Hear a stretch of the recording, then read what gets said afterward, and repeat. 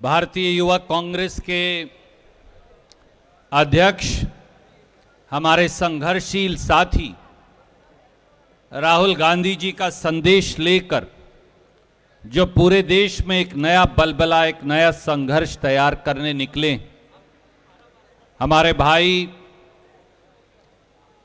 जो एक नए सूर्य का उदय करना चाहते हैं, उदय भानु जी, एनएसयूआई के पूर्व राष्ट्रीय अध्यक्ष नीरज जी, युवा कांग्रेस के सभी सम्मानित प्रदेश अध्यक्षगण, जिला अध्यक्षगण और कोने कोने से आए सबसे महत्वपूर्ण युवा कांग्रेस के साथियों, राष्ट्रीय कार्यकारिणी के सम्मानित पदाधिकारीगण। युवा कांग्रेस का नाम ही संघर्ष है। युवा कांग्रेस का नाम ही सरकारों को झुकाना है। युवा कांग्रेस का नाम ही सरकारों को आईना दिखाना है।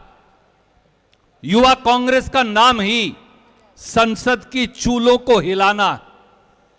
दोस्तों, मैं उदय भाई से कह रहा था, हजारों की संख्या में ये साथी जो पूरी दिल्ली में फैले हुए हैं, आज एक ऐसे संघर्ष की शुरुआत देश की राजधानी दिल्ली से कर डालिए कि मोदी सरकार और संसद दोनों की नींव हिल जाए।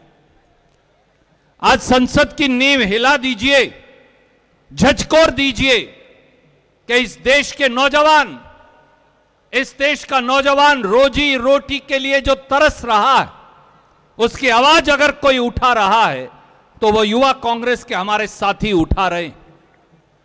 दोस्तों, साथियों, आज कड़वा सत्य ये कि पहले हमें मां बाप पढ़ाते, फिर 40, 50 लाख, 60 लाख रुपया देकर रोजगार के अभाव में हमारे बच्चे विदेश जाते, और जब वहां पर किसी बच्चे की मौत हो जाए, किसी बच्चे का एक्सीडेंट हो जाए, कोई नौजवान बीमार हो जाए, तो इस पूरे उत्तर भारत के लोग हर रोज ये देखते हैं कि फिर हम 40, 50, 60 लाख रुपया देकर अपने बच्चे की लाश को वापस लाते। और अमेरिका आज क्या कर रहा है? हमारे वो सारे बच्चे जो रोजगार और रोटी के लिए डोंकी रूट से विदेश गए थे, उनको हथकड़ियों में लगाकर 22-22, 24-24 घंटे का सफर कराकर उन्हें वापस हिंदुस्तान भेजा जा रहा है।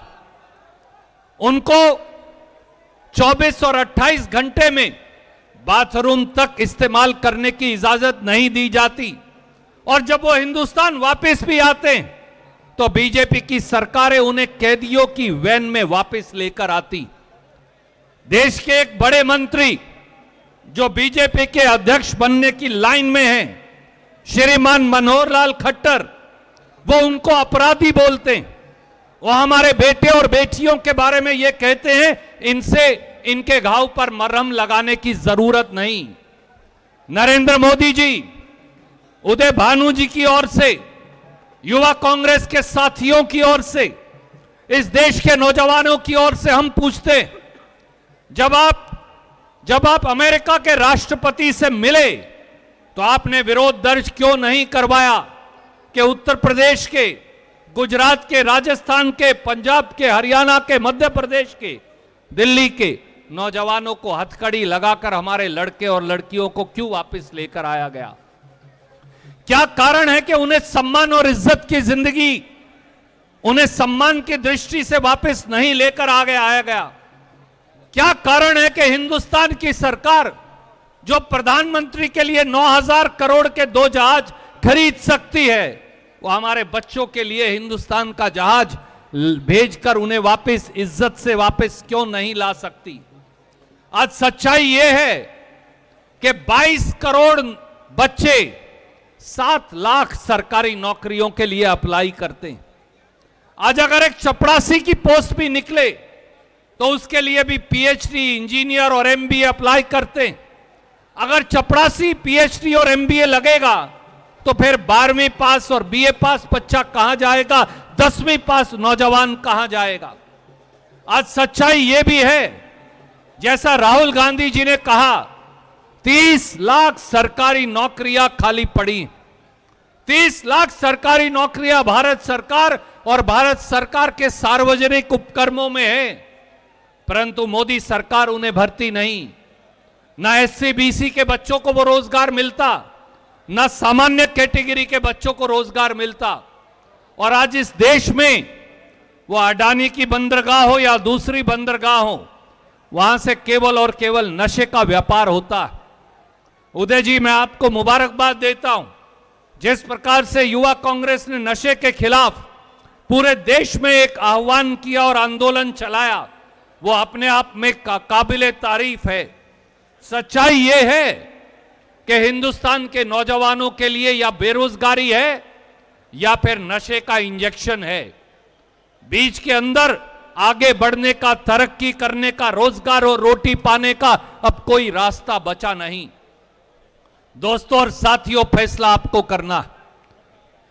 उदय भाई, आपके नेतृत्व में यह संघर्ष इस प्रकार का एक विराट रूप ले ले कि देश की सरकार को एक बार संसद का विशेष सत्र बुलाना पड़े, केवल और केवल बेरोजगारी से। आज के आपके इस उदय भाई मुझे ये कह रहे थे कि हमारी सबसे बड़ी ये मांग है, जंजीरें नहीं, रोजगार चाहिए।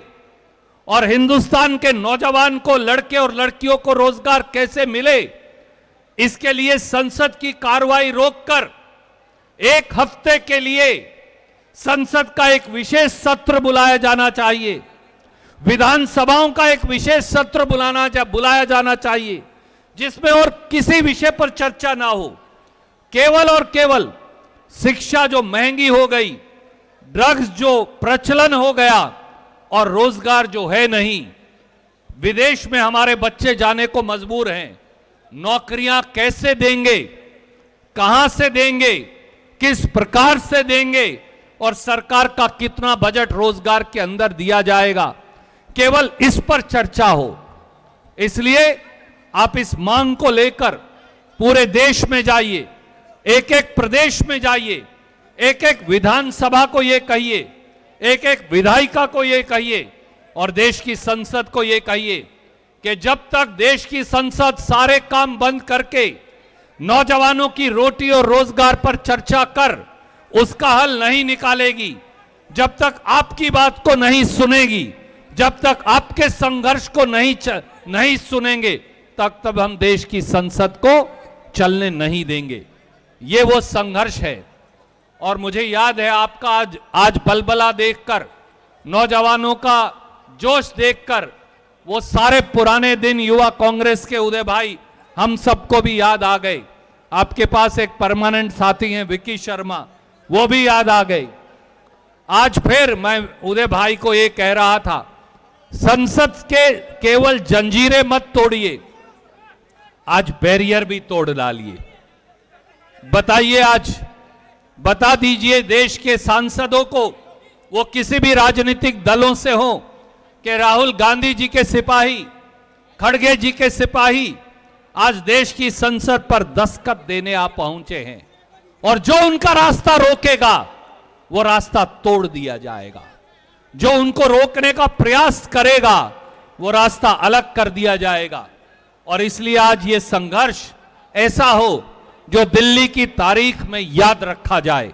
मैं एक बार फिर उदय भाई आपको, युवा कांग्रेस के सभी राष्ट्रीय पदाधिकारियों को, प्रदेश अध्यक्षों को, जिला और ब्लॉक युवा कांग्रेस के अध्यक्ष गणों को और युवा कांग्रेस के सभी साथियों को, हजारों हजारों की संख्या में आपने जो दिल्ली पर कूच किया है कि रोजगार दो, जंजीरें नहीं, मैं इसके लिए आपको शुभकामनाएं देता हूं।